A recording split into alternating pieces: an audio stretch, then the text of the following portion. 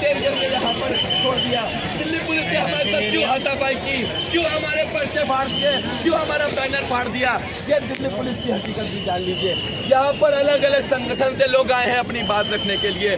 दिशा छात्र संगठन से मैं केशव आपसे ये अपील करने आया हूँ कि देखिए, अगर आज नहीं जागे, अगर आज नहीं बोले तो कल को दूषित हवा में सांस लेकर आप मर जाएंगे, फिर आप किससे सवाल करेंगे। यहाँ साथी आदित्य है साइंटिस्ट फॉर सोसाइटी से, आपको बताएंगे कि कैसे ये हवा प्रदूषित हो रही है और कैसे इसे रोका जा सकता था। इसे रोका जा सकता था लेकिन इसे नहीं रोका जा सका। साथियों, सबसे पहले तो आप यहाँ दिल्ली के इंडिया गेट घूमने आए हैं ये सोच के कि आज एक दिन जो आराम मिला है संडे, आज के दिन थोड़ा सा रिलैक्स करेंगे, लेकिन असल में जब ये इस गंदी हवा में आप आ रहे हैं तो असल में आप कई सिगरेट पी रहे हैं, क्योंकि ये सरकारी आंकड़ा कहता है कि दिल्ली की हवा में अगर 900 AQI है और एक दिन में आप सांस ले रहे हैं तो इसका मतलब आप लगभग 50 सिगरेट पी रहे हैं। तो दोस्तों, आज ये समझने की ज़रूरत है कि आज ये जो प्रदूषण हो रहा है वो कोई हमारी और आपकी वजह से नहीं हो रहा है। अभी ये दिल्ली पुलिस आएगी, हमसे जोर जबरदस्ती करेगी कि आप यहाँ प्रदर्शन नहीं कर सकते, लेकिन हम इन दिल्ली पुलिस वालों को भी बताना चाहते हैं कि ये हम अपने अधिकार को आज दिल्ली के आसपास जितने इंडस्ट्रियल सेक्टर है उससे 40% से ज़्यादा प्रदूषण होता है, लेकिन साल भर आपको क्या याद होगा कि कोई प्रदूषण की कोई बात नहीं होती है। साल भर इन फैक्ट्रियों को यमुना को नाला बनाने के लिए छोड़ दिया जाता है, लेकिन जब प्रदूषण आसमान छूने लगता है, सबसे पहले तो दिवाली पे कोई रोक नहीं लगाई जाती, और दिवाली पे जैसे ही प्रदूषण बढ़ जाता है, प्रदूषण आसमान छूने लगता है, तो पहले ये सरकार आंकड़े छुपाने की कोशिश करती है। आपको पता होगा कि जहाँ AQI मॉनिटर से, AQI वो मशीन होता है जो ये बताता है कि कितना प्रदूषण है, उस मशीन के आसपास पेड़ पौधे लगा के और पानी छिड़क के ये कोशिश की जाती है कि पहले AQI की जो आ रहा है वैल्यू प्रदूषण बताने वाला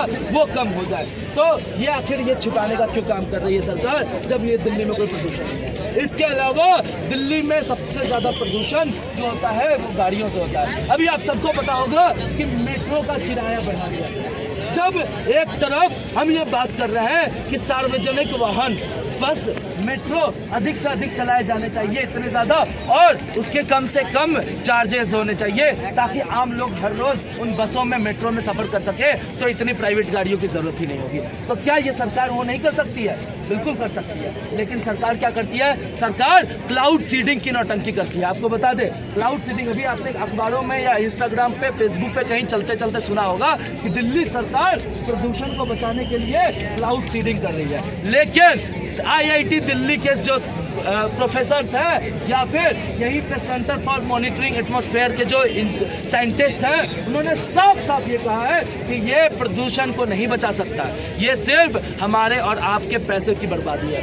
1.5 करोड़ के लगभग 1.5 करोड़ उन्होंने उस पर खर्च कर दिया। आप समझ रहे हैं, वो हमारा और आपका पैसा था जिसको फेंक दिया गया, उसको बर्बाद कर दिया गया, लेकिन इस सरकार को कोई फिक्र नहीं है। असल में हमें समझना होगा कि ये मुनाफे पे जो लगातार आप फैक्ट्रियों में कहीं भी काम करने जाते होंगे, उनसे अंधा मुनाफा कमाने की छूट दे दी जाती है अंबानी, अडानी, टाटा, बिरला को। आज सिर्फ दिल्ली में प्रदूषण नहीं बल्कि देश भर में तमाम प्राकृतिक जगहों को बर्बाद किया जा रहा है। चाहे आप साउथ में जो पूरा वेस्टर्न घाट है, यानी मुंबई से लेकर केरल तक आप चले जाएं, वो पूरा बर्बाद हो रहा है। आपने इस साल खबरें सुनी होंगी कि हिमालय में लगातार बाढ़ आ रही है, लगातार बादल फट रहे हैं, जमीन खिसक रहा है। वो क्यों हो रहा है? क्योंकि वहाँ अडानी और अंबानी को खुली छूट दी जा रही है कि तुम नए नए प्रोजेक्ट्स, डैम के प्रोजेक्ट्स बनाओ जो लगातार प्रकृति का दोहन कर रहे हैं। लगातार एरे फॉरेस्ट महाराष्ट्र में काट दिया जाता है। ये वो कारण है जिस वजह से प्रदूषण बढ़ रहा है। हमें और आपको बताया जाता होगा कि आप पानी बर्बाद कर रहे हैं, आप प्रदूषण करने का काम करते हैं, लेकिन हम और आप इसके लिए जिम्मेदार नहीं है। हम तो भुक्तभोगी हैं। आपको बता दें, 17,188 लोगों की मौत हुई थी 2023 में सिर्फ प्रदूषण के कारण।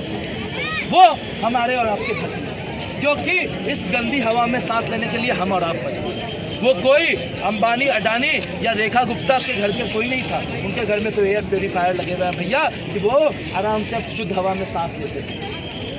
तो हाँ, वो 2-2 महीने के लिए किसी पर्वत पे विदेशों में चले जाएंगे छुट्टियां मनाने, लेकिन हमें और आपको इसी गंदी हवा में सांस लेने के लिए मजबूर होना पड़ता है। तो हमें समझने की ज़रूरत है कि इस प्रदूषण के कारण वो मुनाफाखोर व्यवस्था है। आज जब हम यहाँ खड़े हैं, आपके हाथ में पर्चे होंगे, पर्चे के पीछे हमने अपनी मांगे रखी है। सबसे पहले तो ये कहते हैं कि ये रेखा गुप्ता इसका जवाब दे कि आखिर ये जो प्रदूषण हो रहा है उस पर रोक लगाने के लिए वो कुछ नहीं कर पा रही है, तो वो इस्तीफा दे। दूसरा, हम ये कह रहे हैं कि दिल्ली के आसपास जितने भी ये फैक्ट्रियां बनी हुई हैं, इन सबको डिसेंट्रलाइज किया जाए, इन सबको अधिक से अधिक शहरों में फैलाया जाए, ताकि यहाँ पे जो लोड हुआ है, जो बाहर से, बिहार से, यूपी से और तमाम जगहों से आबादी काम करने आती है, वो भी कम हो सके और इसको अलग अलग शहरों में फैलाया जा सके। तीसरा, हम ये कह रहे हैं कि इसकी वजह से, प्रदूषण की वजह से जितने लोगों को सांस की दिक्कत हो रही है, उसके लिए सरकार मुफ्त चिकित्सा की व्यवस्था करे, ये बिल्कुल कर सकती है। चौथी मांग हम कर रहे हैं कि सार्वजनिक ट्रांसपोर्ट उसकी व्यवस्था की जाए, वाहनों की व्यवस्था, ताकि ये जितने प्राइवेट कार और जो आपको पता होगा प्रदूषण कितने लोग यहाँ मौजूद हैं।